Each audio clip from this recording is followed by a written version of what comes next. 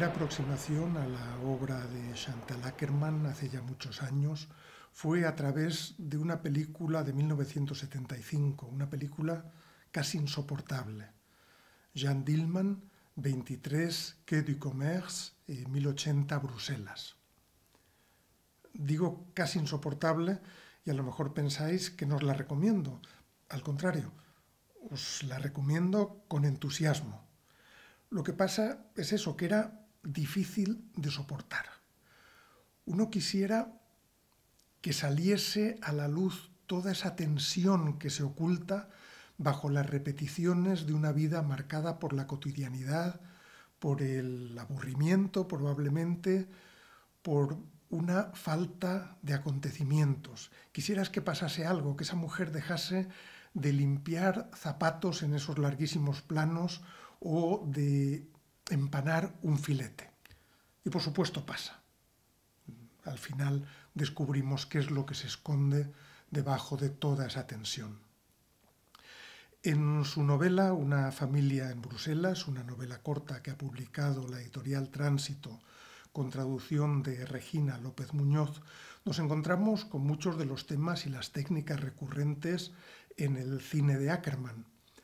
Los espacios cerrados, los silencios, las repeticiones, una cotidianidad bajo la que se oculta, estamos seguros, el dolor, algún tipo de tragedia, algún tipo de trauma. Y nos encontramos también con la vida de una mujer, de una madre, que es algo que a menudo sucede en la obra de Akerman. Y esta mujer, esta madre, transita por las páginas de Una familia en Bruselas y aquí esas repeticiones no tienen tanto que ver con su vida cotidiana como con su vida interior. Y es curioso, porque asistimos a la vida interior de una mujer que preferiría no tener vida interior. Ella lo que querría es no pensar, y se dice en el texto que se le da muy bien no pensar en lo que no quiere pensar, o al menos procura que se le dé bien. Y no siempre lo consigue, pero es agotador tener que enfrentarse continuamente a esa tarea. Y además de no querer pensar, no quisiera hablar. Es decir, sí quiere hablar, pero no hablar de lo que verdaderamente importa. Y su hija a menudo no habla con ella porque sabe que si habla, la madre va a tener que pensar en lo que no quiere pensar y que incluso a lo mejor tendrían que hablar de algo de lo que ninguna de las dos de verdad quiere hablar. O la hija a lo mejor sí, pero no se atreve o le cuesta porque sabe que a la madre le va a doler. No quieren hablar ninguna de las dos de lo innombrable. Aunque a veces la hija, que piensa demasiado, se pone también a hablar demasiado y demasiado deprisa, y la madre empieza a sentirse muy mal. La magnitud de los silencios es proporcional a la magnitud del trauma. Una familia en Bruselas se acerca a la incapacidad de la madre para estar viva, porque intenta evitar cualquier emoción y cualquier conocimiento, y tiene sus razones, no seré yo quien las desvele, y esas razones afloran en la novela, pero de forma muy sutil, sin ningún tipo de emoción melodramática, sin ningún tipo de énfasis. Pero se comprenden, claro que se comprenden.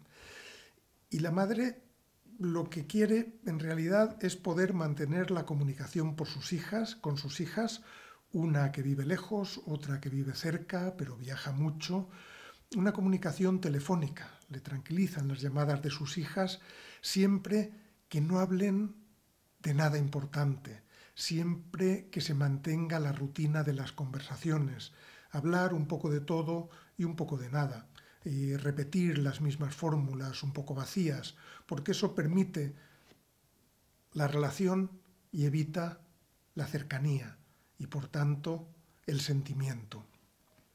Pero vivir así, ya lo decía antes, es agotador y por eso ella está continuamente cansada, porque no es fácil mantener a raya los pensamientos, los recuerdos, por ejemplo, de la enfermedad del marido y de su muerte, y sobre todo esos otros en los que bajo ningún concepto se puede pensar, porque entonces la vida no sería fácil, la vida dolería demasiado. Ella solo quiere que no se le enfríen los huesos, sentirse reconfortada, pero con muy poco, no vaya a emocionarse, y que la vida sea fácil.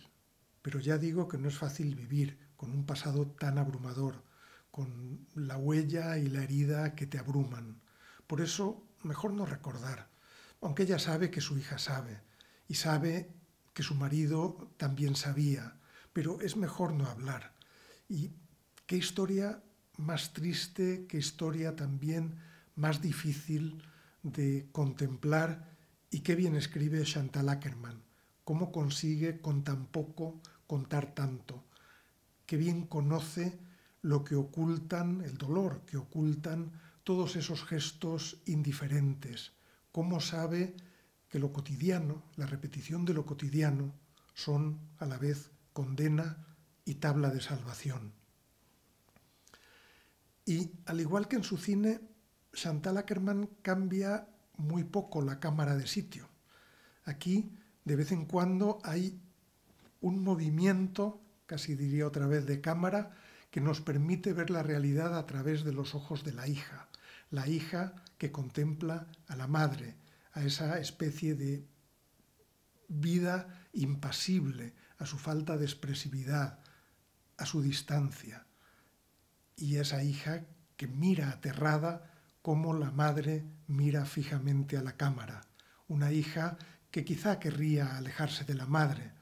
O bueno, querer a lo mejor no es la palabra adecuada, que necesitaría alejarse del dolor de la madre.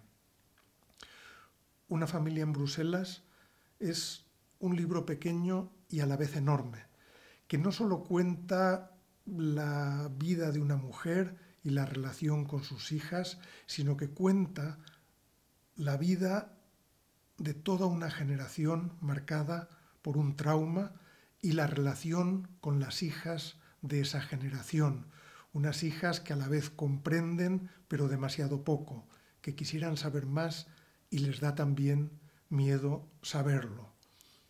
Una familia en Bruselas es, creo que ya lo he dado a entender, una novela magnífica que con muy pocos gestos, muy pocos movimientos, nos acerca a una realidad dolorosa, a la cercanía y a la vez a la distancia terrible entre una madre y sus hijas.